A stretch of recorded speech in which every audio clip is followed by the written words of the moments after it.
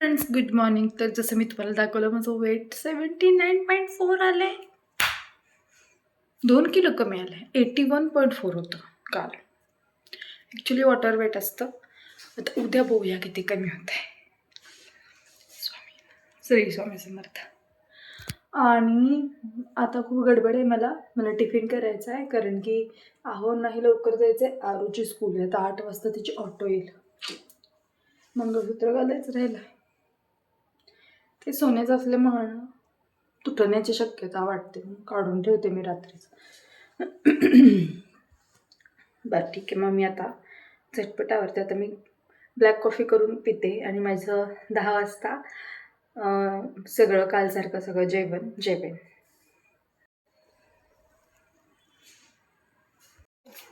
आरू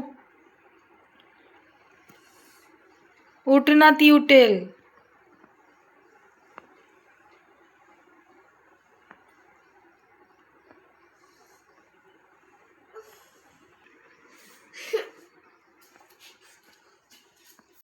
तर हे बीटरूटवालं सॅलेड मी बनवणार आहे. त्यासाठी बीटरूटचा एक तुकडा खिसून घेतला, त्यामध्ये दही घातलं, थोडंसं मीठ घातलं आणि हे आहेत फ्लॅक्सीड्स त्या घातल्या आणि थोडंसं चाट मसाला. हे सगळं मिक्स करून मी खाणार आहे. यामध्ये भरपूर प्रमाणात फायबर मिळतं आपल्याला. तंतुमय भाज्या जेवढ्या आपण खाऊ तेवढं आपलं पोट साफ होण्यास मदत होते आणि दही गट फ्रेंडली असतं. सो गट फ्रेंडली एखादी तरी गोष्ट आपल्या मीलमधून पोटात जाणं गरजेचं आहे. इथे इशूला दिले आहे बोर्नव्हिटा दूध. तिचं शूट केलं की राग येतो तिला. देन कालसारखंच त्याची रेसिपी मी आता तुम्हाला सांगितली. थोडासा भात, आय थिंक 200 कॅलरीज असतील ह्या भातामध्ये. देन इकडे मूग डाळीची आमटी आणि कोबी खूप सारा, एक अख्खा गड्डा कोबीचा घेतला आहे मी स्वतःसाठी, आणि चहा. जितकं जास्त पोट भरलेलं राहील तितकं चांगलं असतं, म्हणून मी अख्खा कोबी खाण्याचा ट्राय केला. मी पूर्ण नाही खाऊ शकले, तो थोडा बाकी होता. देन इकडे ग्रीन टी कालसारखीच मी बनवली 1 लिटर आणि ती आता मी दिवसभर पेईन. पाणी संपलं होतं अक्षरशः, मला वापरायला पण पाणी नव्हतं. मग शेजारी जे राहतात काकी आमच्या, त्यांच्याकडून आम्ही घेतो असं लागलं.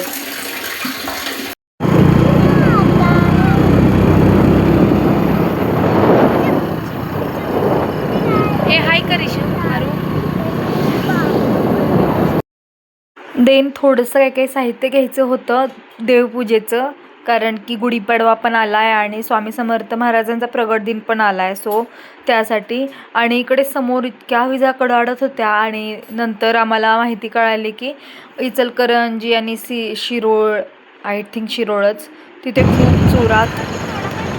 खूप जोरात विजा गारांचा पाऊस पडला. तर मग इथं जातानाच आम्हाला दिसत होते विक्रमचं असं सुरू होतं की बाबा आपण पावसात अडकूत. मलासुद्धा भीती वाटू लागलेली मग की बाबा जर खरंच पाऊस आला तर ह्या दोघींना घेऊन बाहेर फिरणं is not a good thing. आपल्याला काय म्हणजे चालेल, पण लहान मुलं भीती. महाद्वार रोडला गेलो ॲज युज्युअल. तिथे मी त्या काश्मीरी बांगड्या बघितल्या, त्या इतक्या व्हायरल झाल्यात की त्यांची प्राईस आता 300 रुपये आहे कोल्हापुरामध्ये. म्हणजे छुम वाल्या बँगल्स 200ला आणि त्याच्यासोबत ॲडजस्ट करायच्या 100ला फक्त 1 डझन. म्हणजे ते जर तुम्हाला आणि घ्यायचं असेल तर 400-500 रुपये लागणार. सो मी ते लिस्ट केला प्लॅन. नको म्हटलं मला काश्मीरी बांगड्या.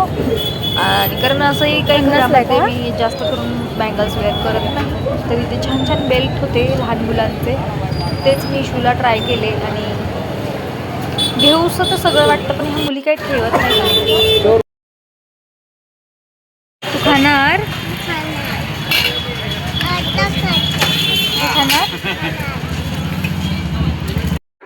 महाद्वार रोडवर कलकत्ता सेंटरच्या समोर ना एक अप्पेवाले काका असतात आणि खूप सुंदर असा सुवास येत होता त्यांच्या अप्प्यांचा.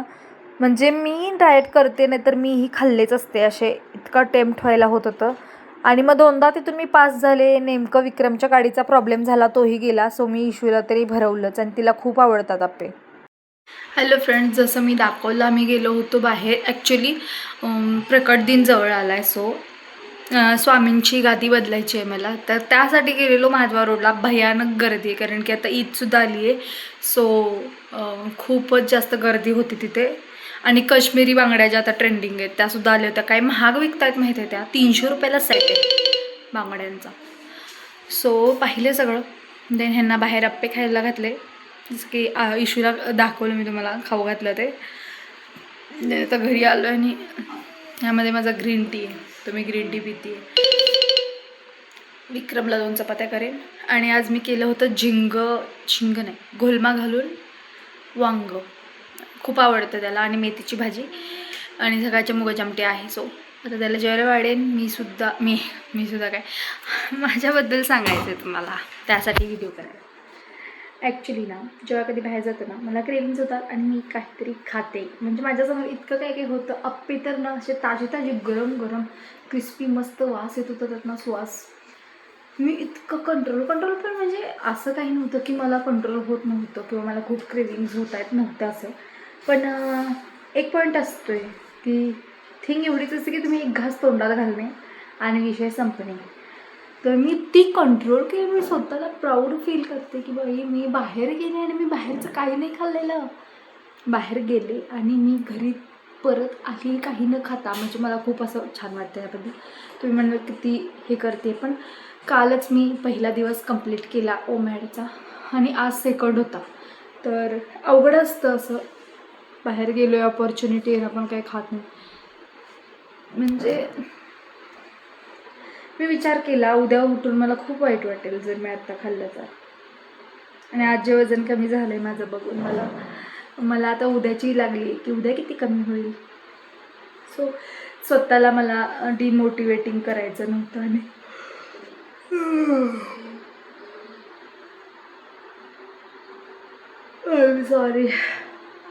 सॉरी. चला आता चपाती करते. खूप झोप आली मला, काय माहिती का, झोपच येते. आणि मी ग्रीन टी तरी पिते. इग्नोर माय हेअर. सगळी अवस्था बेकार झाली केसांची. ओके चला.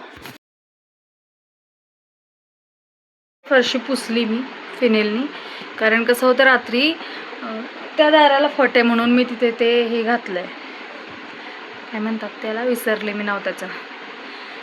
तर त्या फटीतून किडे वगैरे येतात, कारण तिथं डाम आहे बाहेर लाईटीचा, जो सार्वजनिक असतो ना तो वाला.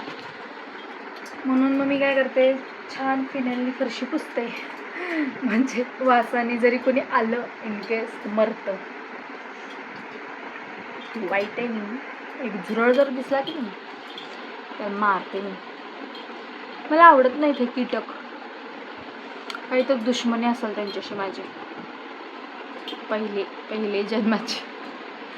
आणि ते बाहेर एक पाल राहते, मी उद्या दाखवेन तुम्हाला. ह्या खिडकीच्या बरोबर ह्या साईडला असते ती, तिथे खाली एक पाईप आहे अशी पावसाचं पाणी खाली येणारी ती वरी, त्याच्यावर असते काय.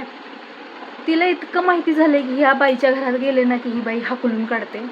नाही तर अशी वेळ येते की आपण तिच्या हातनं तरी मरूत, नाही तर हार्ट अटॅक येऊन मरूत. म्हणून ती किती पण वाईट वेळ येते तिच्यावर, पण ती घरात कधी येत नाही.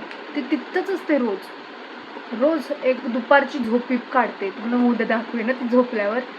अक्षरशः मी पहिल्यांदा आयुष्यात बघितलं की पालसुद्धा झोपते दुपारची. उद्या तुम्हाला दुपारी दाखवते पाल कशी झोपते. म्हणजे ती नॉर्मल पोश्चर तिचं असं असतं, तिने पकडून ठेवलेलं असतं ते भिंतीला. आणि जेव्हा झोपते का नाही एकदम रिलॅक्स्ड, हात वर असतात आणि काही फरक पडत नाही तिला. आपण जरी तिथून आजूबाजूने पास झालो ना, कारण आता जर गेले ना मी तर तिला लगेच फरक पडतो, ती पळून जाते. पण ज्यावेळेला झोपलेली असते ना तिला काही फरक पडत नाही. आणि मी इतकं प्रो असल्यागत सांगते की मला भयानक भीती वाटते पालींची. विक्रम म्हणतो तू केवढी, ती पाल केवढी, तिला तू घाबरते. एक तर तू घाबरते आणि तू घाबरून तिला हार्ट अटॅक येतो, ती मरते. ती घाबरायला पाहिजे तुला, तू काय घाबरते. असो, तर खूप झाला, मोठा व्हिडिओ झाला असेल. व्हिडिओ इथे संपवते. भेटूया अशाच एका नवीन व्हिडिओमध्ये उद्या. तोपर्यंत काळजी घ्या, सुरक्षित राहा. बाय. आज खूप त्रास झाला मला, कारण पाणी खूप भरलं आहे आम्ही आज. तर चला.